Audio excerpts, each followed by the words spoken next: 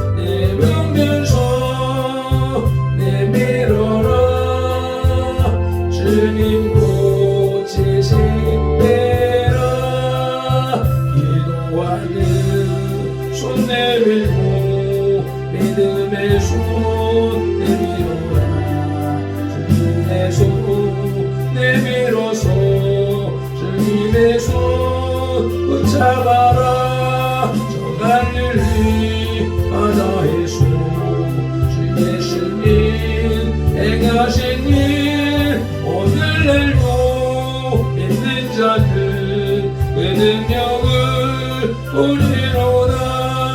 내 병든 손 내밀어라 주 예수님 오시시네.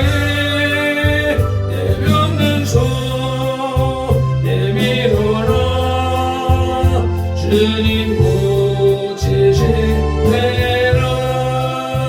모든 의심 물리치며 허약한 마음 서러지며 주를 믿는 마음으로 주님 앞에 손 내밀어 주 예수는 자비하사 대신 살아 베푸시니 진실 말고 있는 자는 영생 복을 얻으리라. 내 모든 손 내밀어라. 주 예수님 고치시니 내 병든 손 내밀어라. 주님 고치시니라. 아멘 아멘. 32절에 사방으로 두루 다니다가 라는 말에서 사방이라는 말은 교회를 의미한다기보다는 신자들을 의미하고 있다고 합니다.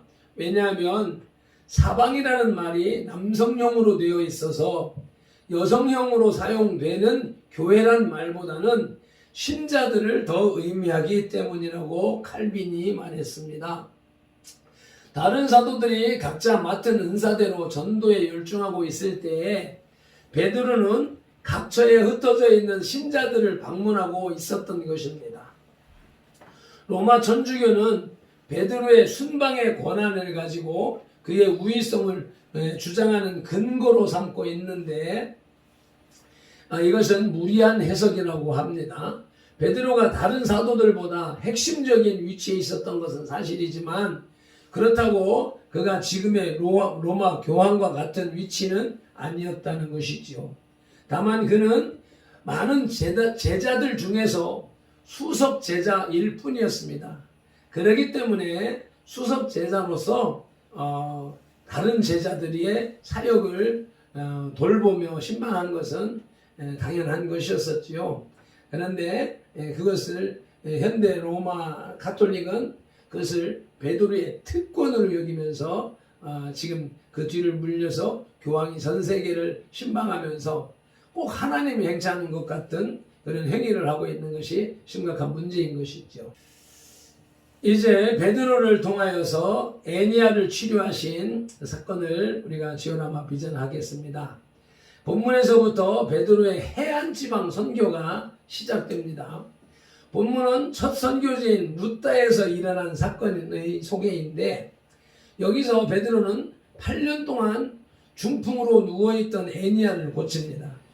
그 결과 루다에 사는 사람뿐만 아니라 그 이웃 지방인 사론에 사는 사람들까지 기독교로 개종하는 놀라운 일이 생겼습니다. 애니야 치유를 지오라마 비전하십시다. 첫째로 애니야 치유를 지오라마 비전할 때에 베드로는 예수 그리스도를 소개하고 있습니다. 34절을 우리 함께 합독하시겠습니다. 베드로가 이르되 애니야야 예수 그리스도께서 너를 낫게 하시니 일어나 내 자리를 정돈하라 한데 곧 일어나니. 베드로의 말에 애니야가 일어났습니다. 요한복음 14장 12절에서 나를 믿는 자는 내가 하는 일을 그도 할 것이요 또한 그보다 큰 일도 하리라는 예수님의 말씀이 성취된 것입니다. 오순절 성령 강림 사건을 경험한 이후부터 베드로는 단 한 번의 설교로 3,000명을 회개시켰으며 더 크게는 5,000명을 회개시키기도 했습니다. 뿐만 아니라 베드로는 나면서부터 걷지 못하는 사람을 일으켜 세웠고 오늘 본문에서는 중풍병으로 침상 위에 누운 지 8년 된 애니야를 고칩니다. 그런데 이 가운데 중요한 특징은 베드로가 그 많은 이적을 행하면서도 전혀 자신의 이름을 내세우지 않았다는 점입니다. 그가 안진뱅이를 일으켜 세울 때에도 그리고 애니야를 고칠 때에도 그는 모든 치료의 근원이 예수 그리스도이시라는 사실을 명백히 밝힙니다. 이러한 사실은 먼저 베드로의 겸손을 드러내 줍니다. 본래 베드로는 자신을 드러내기를 매우 좋아했던 사람입니다. 그는 다른 사람들보다 앞서기를 좋아했고 인정받기를 좋아했습니다. 그러한 그가 이제는 철저히 자신을 숨기고 예수님만 드러내기를 힘쓰고 있는 것입니다. 둘째로 그러한 베드로의 사역은 복음의 핵심이 예수 그리스도이심을 증거하는 것입니다.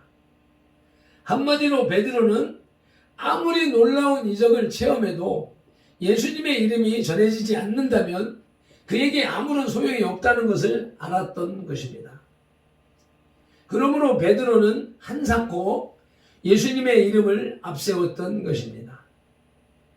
치유사역자 내지는 은사사역자 뿐만 아니라 주님의 일을 행하는 모든 사역자는 예수 그리스도의 사람으로서 예수 그리스도의 이름을 높이기 위하여 예수 그리스도가 주시는 힘으로 사역해야 합니다.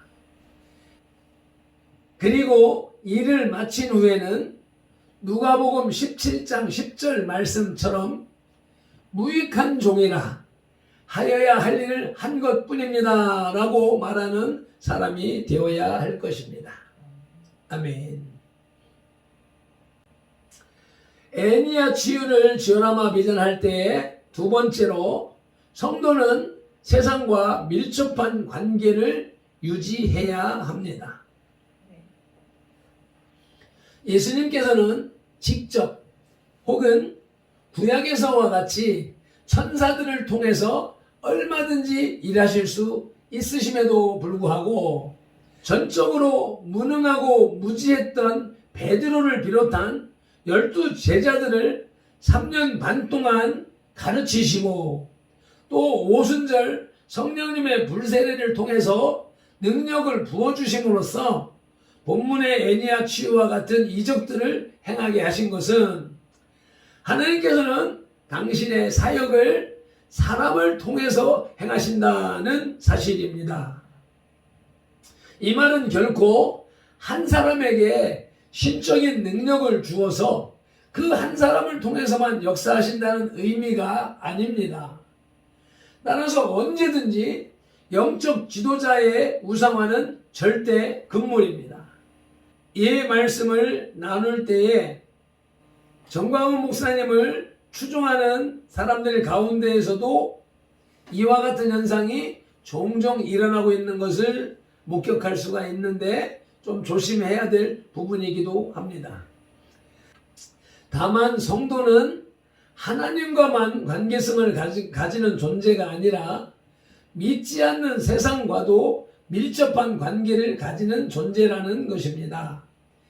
당연히 멸망받아야 마땅한 우리를 의롭다 인쳐주시고 당신의 자녀로 삼아주신 것은 우리로 타인을 멸시하거나 그들에 대한 상대적인 우월감에 도취하라는 뜻이 아닙니다.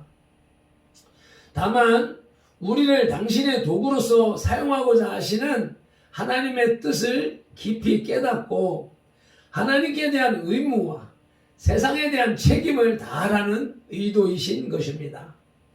주님은 우리를 세상의 빛과 소금이라고 하셨습니다.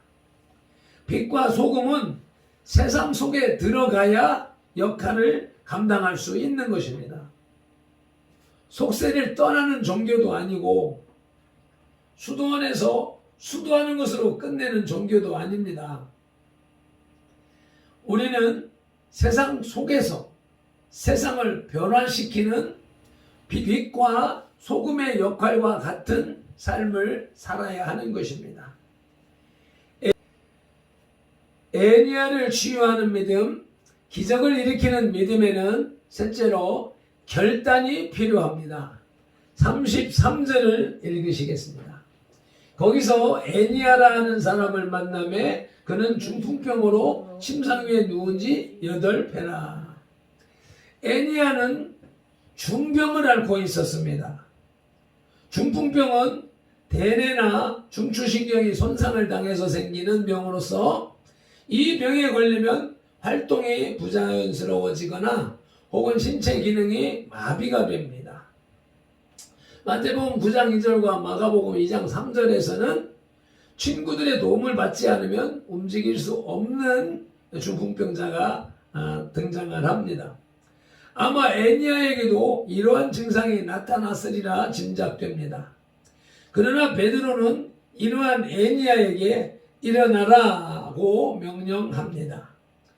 이때 만일 애니야가 자기의 현실만 생각하고 내가 어떻게 일어날 수가 있을까? 못 일어나겠어요 라고 응답했다면 그는 영원히 일어날 수 없었을 것입니다. 그러나 애니야는 베드로가 명령했을 때에 자신의 처지는 생각하지 않고 베드로의 명령만 의지했습니다.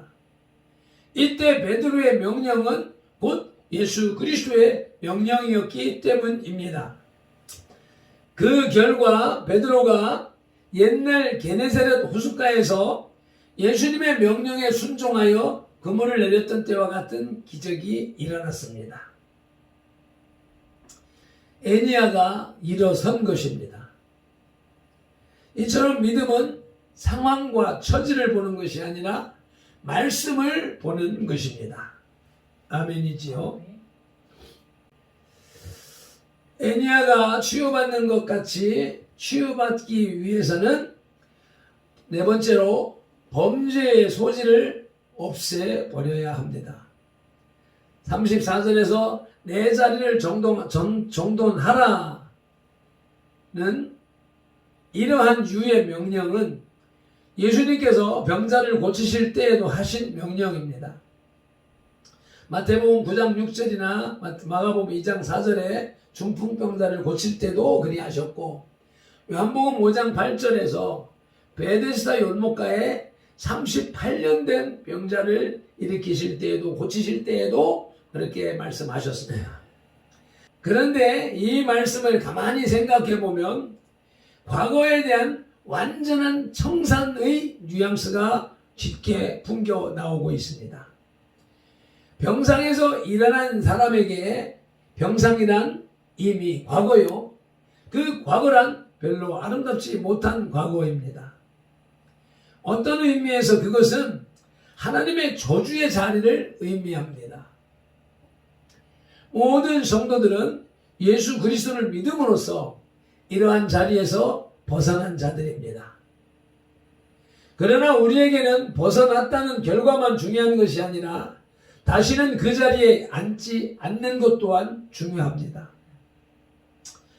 그러기 위해서는 과거로 돌아갈 소지를 완전히 없애야 합니다. 사도 바울은 이러한 과거의 완전한 청산을 갈라디아 교회에서 보낸 서신에서 그리스도의 십자가와 연관시켜 여러 번 언급했습니다. 세 군데만 찾아 읽어보시겠습니다. 갈라디아서 2장 20절입니다.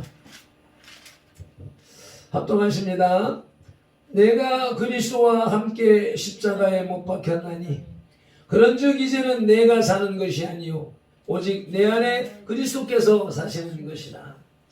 이제 내가 육체 가운데 사는 것은 나를 사랑하사 나를 위하여 자기 자신을 버리신 하나님의 아들을 믿는 믿음 안에서 사는 것이라. 아멘. 5장 24절입니다. 시작. 그리스도 예수의 사람들은 육체와 함께 그 정욕과 탐심을 십자가에 못 박았느니라. 아멘. 6장 14절이요.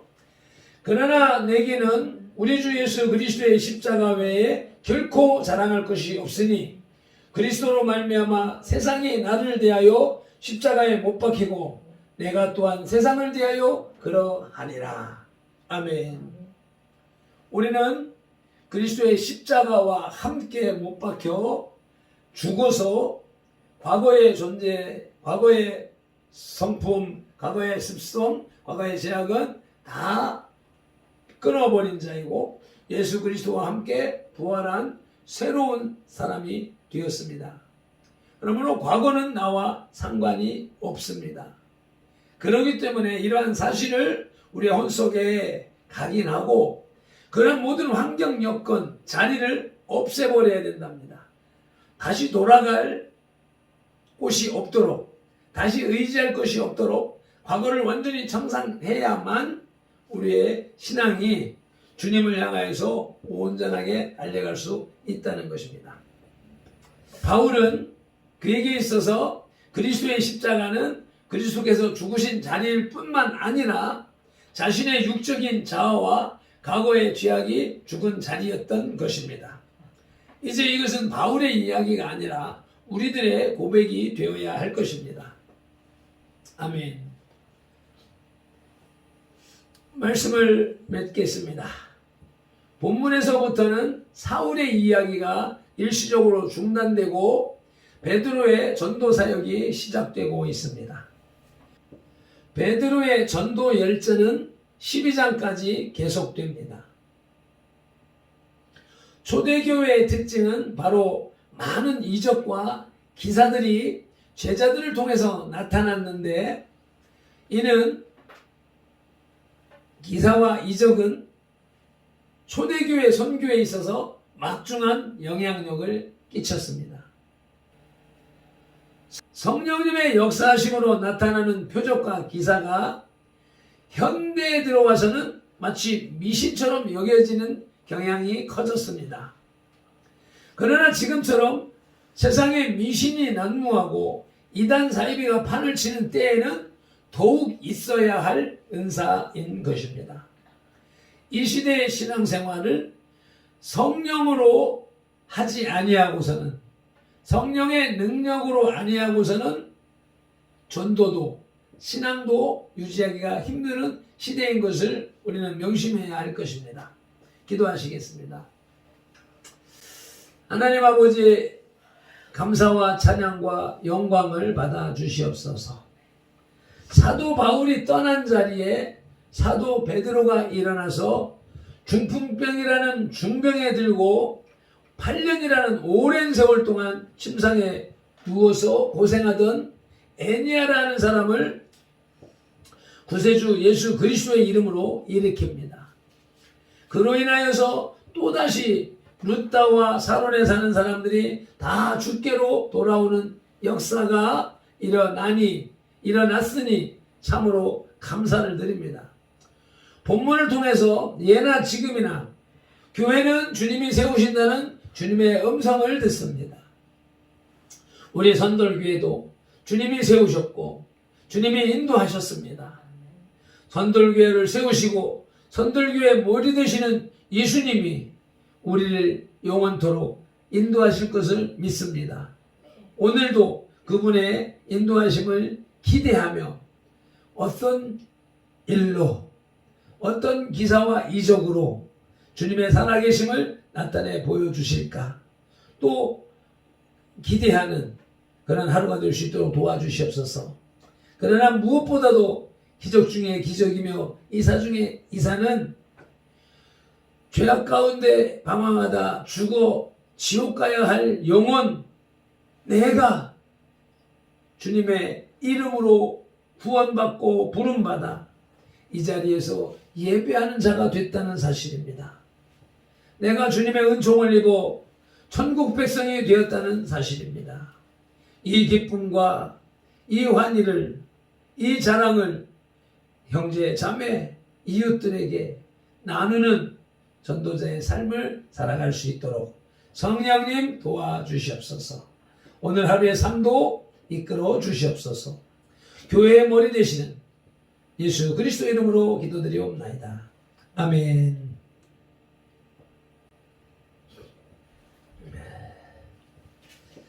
말씀을 의지하고 찬양으로 기도를 시작하시겠습니다.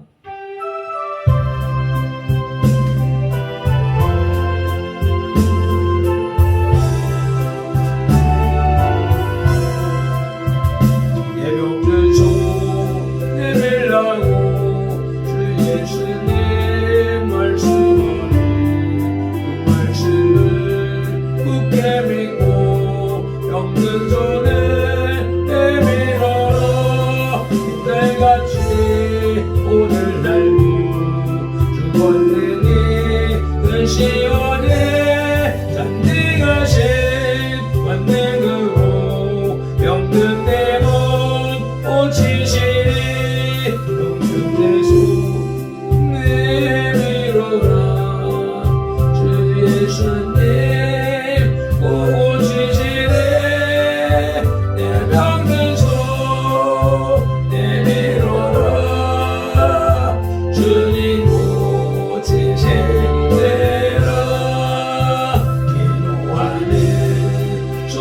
내밀고 믿음의 손 내밀어라 주님의 손 내밀어서 주님의 손 붙잡아라 갈릴리 바다의 손 주 예수님 행하신 일 오늘날도 믿는 자는 그 능력을 보시도다 내 몸을 손 내밀어라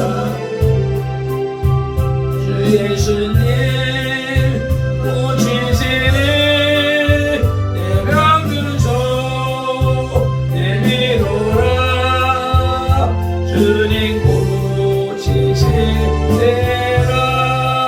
오늘은 물리시며 허약한 마음 사라지고 주님 믿는 마음으로 주님 앞에 손 내밀라 주 예수는 저기 역사 대신 사랑 베푸시니